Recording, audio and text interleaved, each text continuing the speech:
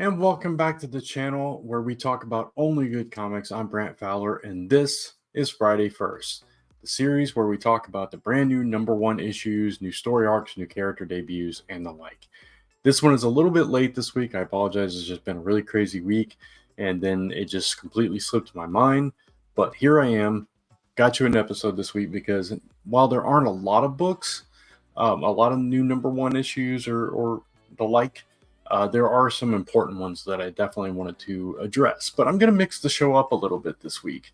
I'm going to do the honorable mentions first because, again, there aren't so many books that I'm really excited about that I really want to talk about. So there are actually more honorable mentions this week than there are books that I'm excited about. So I do want to shout out a few things. So let's jump right into our honorable mentions first.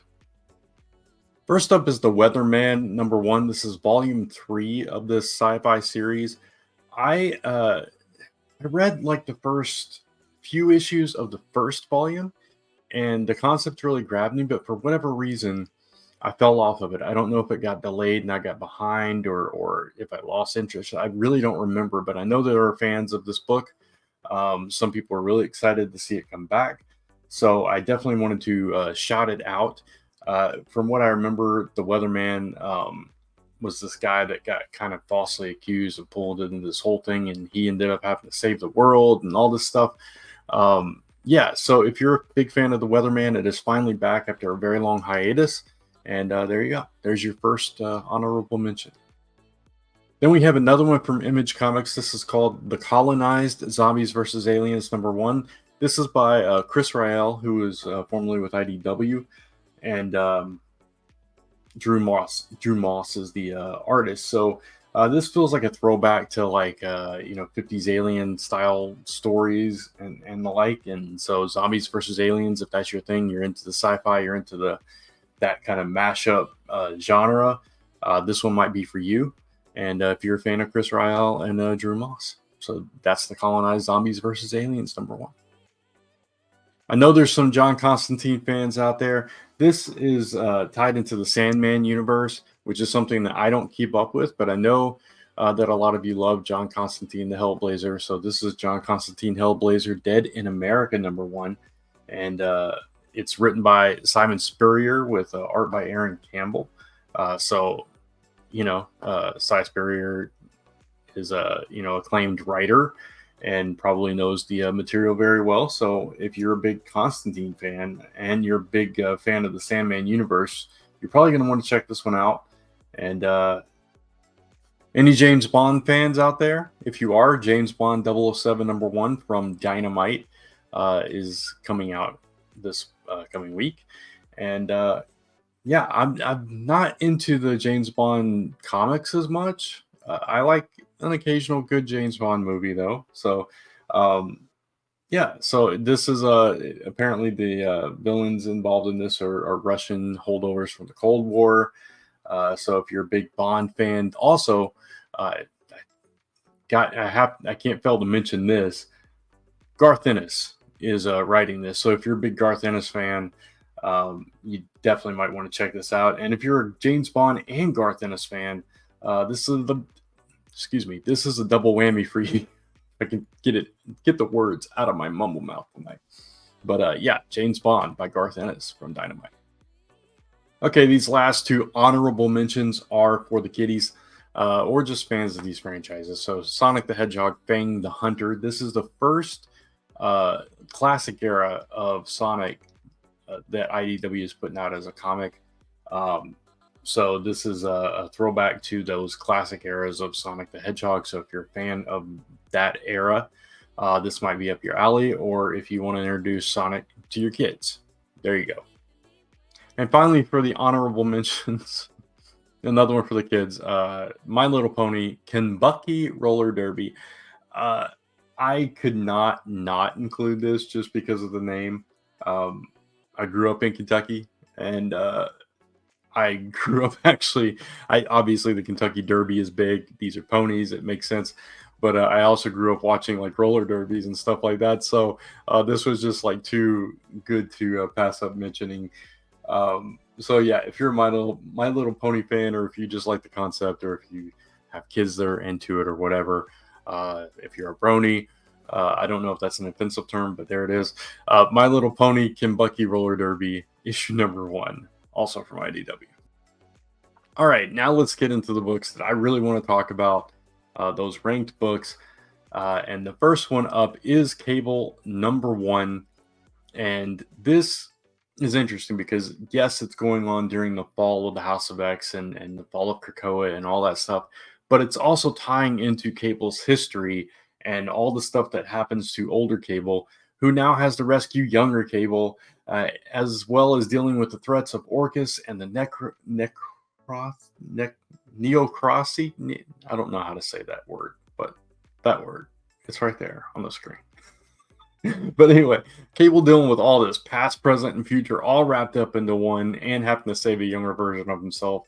And it's written by Fabian Nicieza, who anybody knows was instrumental behind X-Force and those early years of Cable. So definitely want to check this one out, Cable number 1. And I'm going to give this one a promisingly good, because I don't see how it could be bad. Then we have Avengers Twilight number 1. This is the epic story that Chip Zdarsky is telling of the Avengers in their Twilight years. Later on, Miss Marvel, Captain America, all these heroes that we know now have aged. It's way into the future, and we're going to see what's going on with these heroes and what this story has to hold for us. So Chip Zdarsky is a fantastic writer. This first issue is 48 pages.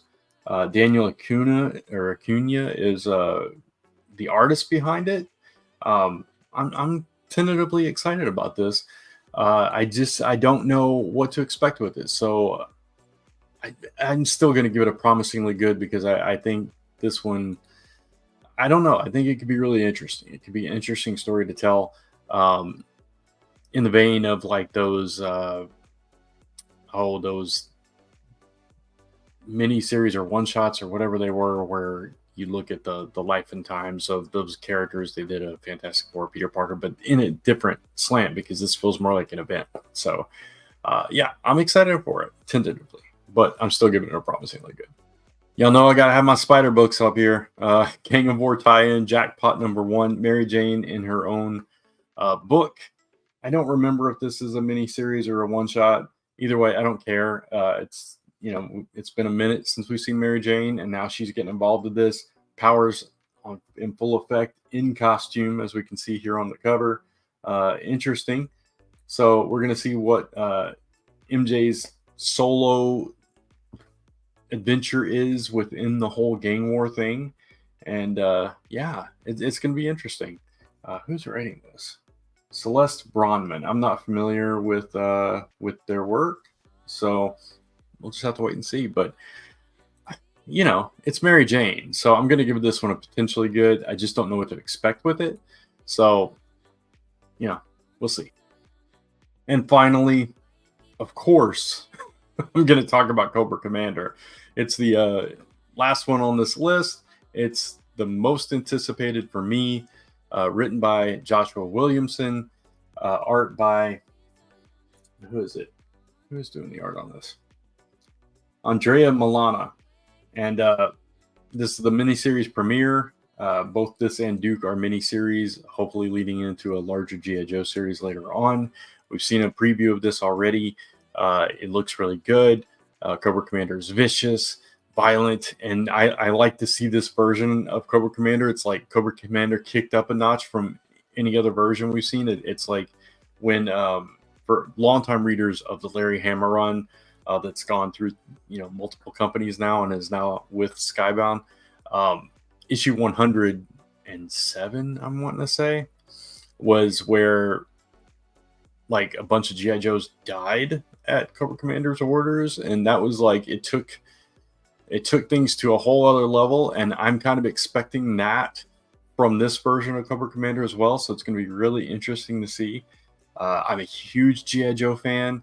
Love the characters, grew up with them. Have over 200 action figures myself. You can see some of my background. So I'm super excited about this series and what's going to happen and what's going to like spring out of it.